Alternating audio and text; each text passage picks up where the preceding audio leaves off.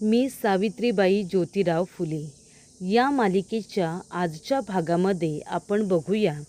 इथे आता सावित्री म्हणत असते ज्योतीला की मी माझं शिक्षण आता थांबवणार आहे, कारण मी तुमच्याकडे जास्त लक्ष देणार आहे. तुम्ही तुमचा अभ्यास करायचा. तुम्ही जे काही गंगाधर शास्त्री यांना आता शब्द दिला आहे तो शब्द तुम्हाला पूर्ण करायचा आहे. अख्ख्या पुण्याचं लक्ष तुमच्याकडे लागून राहिले. तुम्ही जिंकणार की हरणार म्हणून.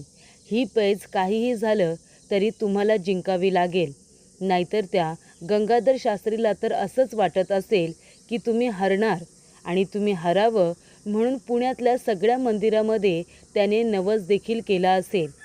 त्यामुळे आता मी तुमच्या शिक्षणातला अडथळा बनणार नाही. आता सध्या सगळ्यात महत्त्वाचं काय आहे तर तुम्ही 7वी परीक्षा उत्तीर्ण होणं आणि ते सुद्धा अव्वल गुणांनी. त्यामुळे तुम्ही तुमच्या अभ्यासाकडे लक्ष द्या. माझं शिक्षण काय, एकदा का तुम्ही 7वी परीक्षा पास झालात की मी पुन्हा सरावाला सुरुवात करेन, शिक्षणाला सुरुवात करेन, पण तोपर्यंत नाही. आता फक्त तुम्ही तुमच्या अभ्यासाकडे लक्ष द्यायचं. हातातून पुस्तक अजिबात बाजूला ठेवायचं नाही. मी आहे ना तुमच्याबरोबर. तुमची काळजी घ्यायला, तुम्हाला सोन्याचा घास भरून खायला देईन, तुम्हाला हवं ते सगळं करेन. फक्त तुम्ही एकच करायचं, तुमचा अभ्यास करायचा. पुस्तक हातातून अजिबात खाली ठेवायचं नाही. तेव्हा इथे सावित्री म्हणते की तो गंगाधर शास्त्री वाटच बघत असेल, कधी तुम्ही पाणी भरून आणताय आणि त्याचे पाय धुताय. पण मला ते अजिबात चालणार नाही. काहीही झालं तरी तुमचा पहिला नंबर हा आलाच पाहिजे, असं आता सावित्रीने सांगितलेलं असतं. आणि त्यामुळे प्रेक्षकांनो, सावित्रीचा हा विश्वास ज्योतीला 10 हत्तींचं बळ देऊन जातो. तिला पूर्णपणे खात्री असते की काही झालं तरी ज्योती उत्तीर्ण होणार आणि फक्त उत्तीर्ण नाही तर पहिला येणार, अव्वल गुणांनी पास होणार, असा तिचा विश्वास असतो. आणि तेव्हाच इथे सूर्यसुद्धा उगवलेला असतो. आणि तेव्हा ती म्हणते, घ्या, सूर्यदेवाच्या मनातसुद्धा तेच आहे की तुम्ही जिंकावं. त्यानंतर प्रेक्षकांनो, इथे आता ज्योती 7वीचा फॉर्म भरायला आलेला असतो. इयत्ता 7वीचा फॉर्म तो इथे आता भरणार असतो. तेव्हा त्याचे 2 इथे मित्र सवंगडी, ते आता मोरोपंत आणि सदाशिव खंबीरपणे त्याच्या पाठीशी उभे असतात. ते खरे मित्र जे त्याला खाली खेचण्याचा प्रयत्न करत नाही. उलट त्यांनी जी काही आता पैज लावलेली असते त्याच्यामध्ये ज्योतीने जिंकलं पाहिजे अशी त्यांच्या त्या मित्राची आता इच्छा असते.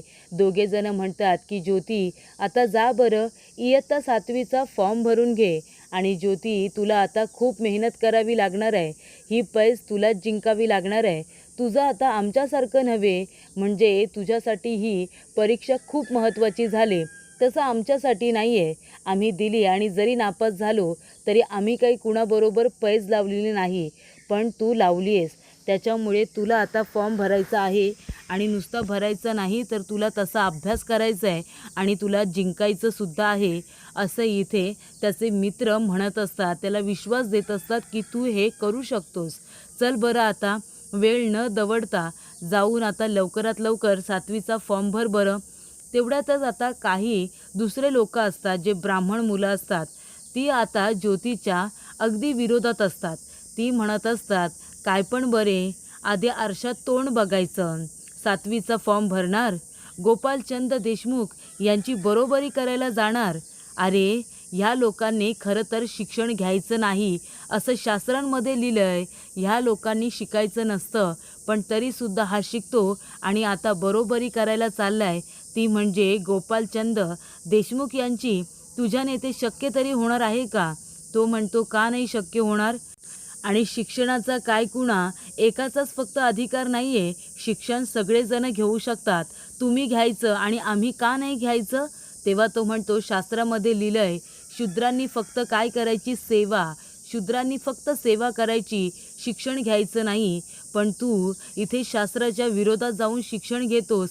खरं तर यासाठी तुला शिक्षा झाली पाहिजे. तेव्हा इथे ज्योती म्हणतो की तुम्हाला जो विचार करायचा आहे तुम्ही करा. हा तुमचा विचार झाला. मी या सगळ्याला नाही मानत. मला शिकायचं आहे, मी शिकणार. तेव्हा इथे मोरोपंत आणि सदाशिवसुद्धा म्हणतात, तुम्हाला दोघांना काय करायचं आहे? ज्योती शिकणारच आणि शिक्षणाचा अधिकार हा प्रत्येकाला असला पाहिजे. हा कुणी नियम घालून दिलाय की त्या लोकांनी सेवा करायची आणि तुम्ही फक्त शिकायचं?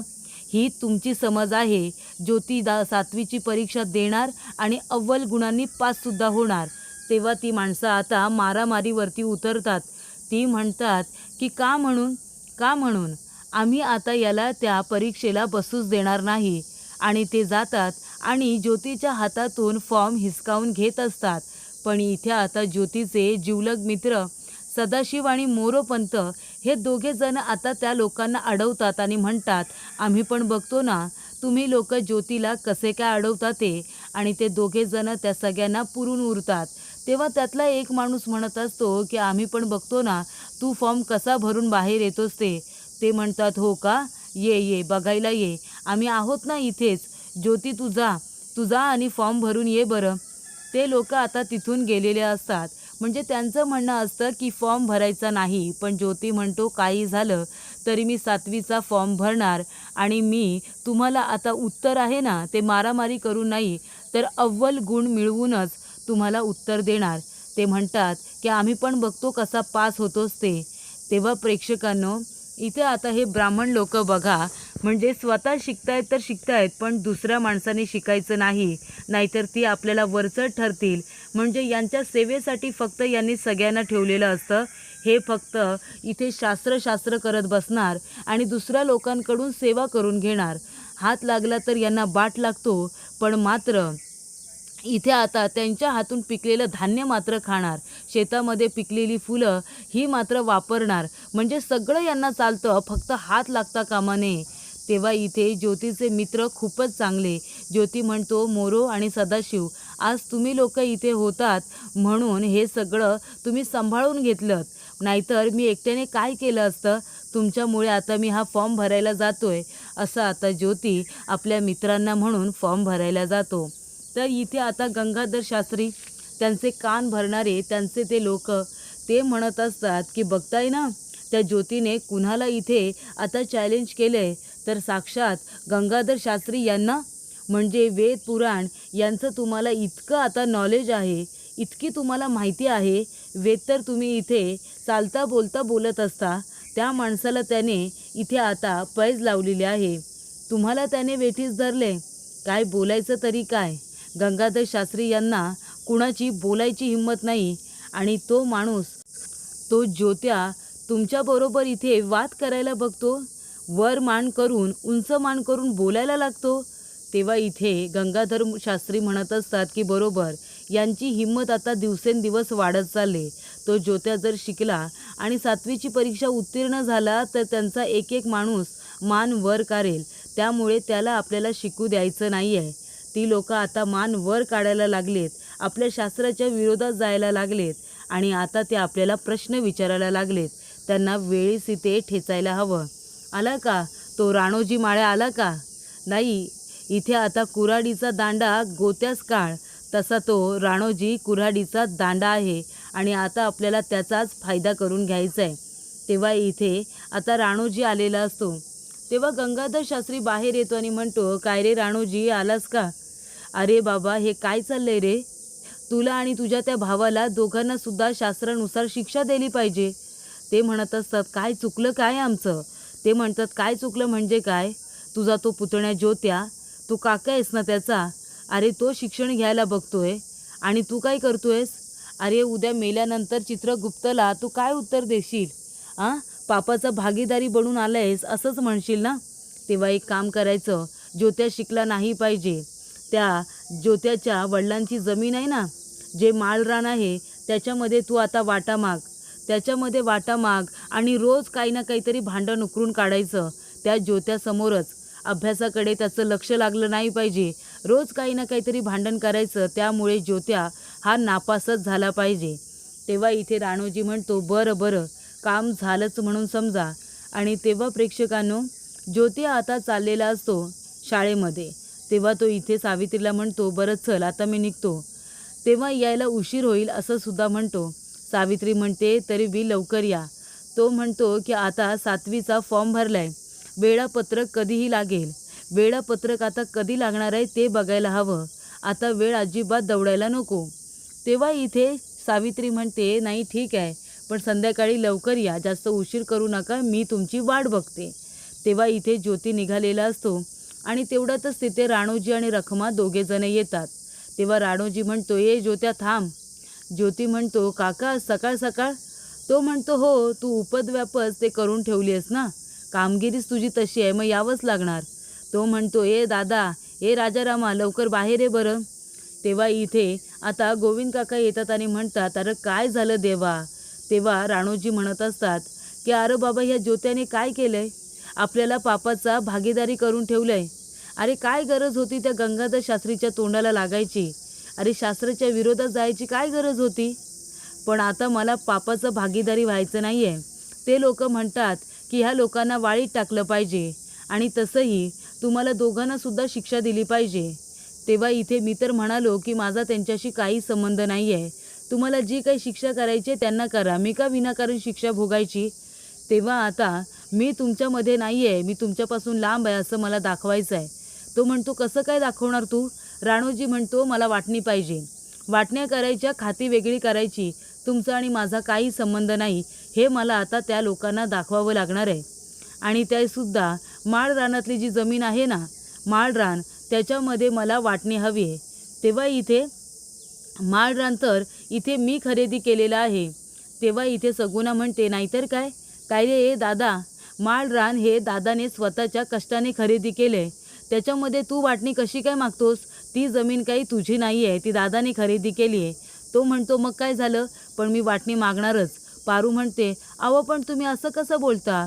त्या जमिनीसाठी सासूबाईंचं गळ्यातलं घाण ठेवलं होतं आणि सासूबाईंनी त्यांचं डाग दिलं होतं आणि तरीसुद्धा तुम्ही म्हणताय की तुम्हाला त्या जमिनीमध्ये वाटणी पाहिजे म्हणून. ती दादासाहेबांनी खूपच कष्टाने जमीन खरेदी केली, त्याच्यामध्ये तुम्हाला वाटणी मिळणार नाही. तेव्हा इथे चिमणा म्हणत असते, वय वय, अहो दादा, ती यांनी जमीन खरेदी केली आहे. तो म्हणतो, अरे मग काय झालं? त्या जमिनीवरती मी का अधिकार नाही सांगायचा? ज्योती म्हणतो, कसं काय सांगणार? ती जमीन कुणा एका मालकीने जर खरेदी केली असेल, ती म्हणजे दादांनी, तर त्याच्यामध्ये तुम्ही तुमचा मालकी हक्क दाखवू शकत नाही. ती जमीन दादांची आहे, तुम्ही त्याच्या विरोधात नाही जाऊ शकत. तेव्हा इथे राणोजी म्हणतो, का विरोधात जायचा फक्त अधिकार तुझा का? शास्त्रामध्ये लिहिलंय ना की आपण शिकायचं नाही, तरीसुद्धा तू शास्त्र मोडायला निघालासच ना. 7वीची परीक्षा आता देणारच आहेस ना त्यांच्याबरोबर भांडण करून. मग तू त्यांच्या गोष्टींमध्ये शिरू शकतोस, मग मी या माळ रानातल्या जमिनीमध्ये का येऊ शकत नाही? हे बघ दादा, काही झालं ना तरीसुद्धा मला वाटणी पाहिजे म्हणजे पाहिजे. तेव्हा इथे दादा म्हणत असतात की तुला त्या जमिनीमध्ये हक्क मिळणार नाही. बाकीची जी काही जमीन आहे त्यातला हक्क मिळेल, पण जी मी स्वतः खरेदी केले ना त्याच्यामध्ये तुला हक्क मिळणार नाही आहे. तेव्हा इथे आता राजाराम काकासुद्धा तेच म्हणत असतात की हे बघ काका, तुला त्या जमिनीमध्ये अजिबात हिस्सा वगैरे मिळणार नाही आहे. तेव्हा इथे आता तो म्हणत असतो की बाबा रे, हे सगळं थांबलं असतं का? नसतं थांबलं. मला भीती वाटते त्या लोकांची. त्यांनी जर आपल्याला वालीत वगैरे टाकलं तर, आपल्याकडून फुलं बिलं नाही खरेदी केली तर मग आपण काय करायचं? पण तुम्हाला ते कळत नाही आहे ना. आता हे तेव्हाच थांबल की जेव्हा ज्योती माघार घेईल.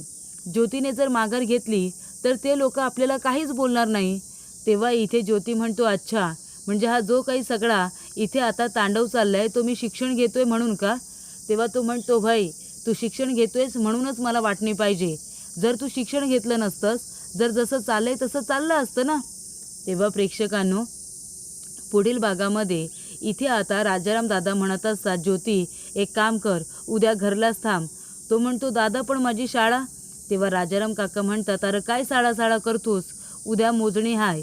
तो काका कसा आहे माहिती आहे ना, मला एवढं काही कळत नाही. त्याने दोरी जर चुकीची पकडली तर काय करायचं? अरे एवढं शिक्षण घेतलेस तू, त्याचा काहीतरी उपयोग कर ना. आता उद्या मोजणीसाठी तू सुद्धा घरीच थांब. तेव्हा ज्योती म्हणतो की सावित्री, आता काय करू? अगं मोजणीसाठी घरी थांबलो तर अभ्यासाकडे दुर्लक्ष होईल. तेव्हा इथे ज्योती म्हणत असतो की हे सगळं मुद्दामून करतोय का काका? चित्रगुप्त वगैरे हे शब्द गंगाधर भट यांच्या तोंडी असतात.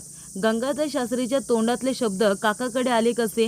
म्हणजे याचा अर्थ हा जो काही तांडव सुरू आहे ती माझी शाळा बंद करण्यासाठी आहे. मी इथे 7वीची परीक्षा देऊ नये म्हणून काकांना गंगाधर शास्त्रींनी भडकवले.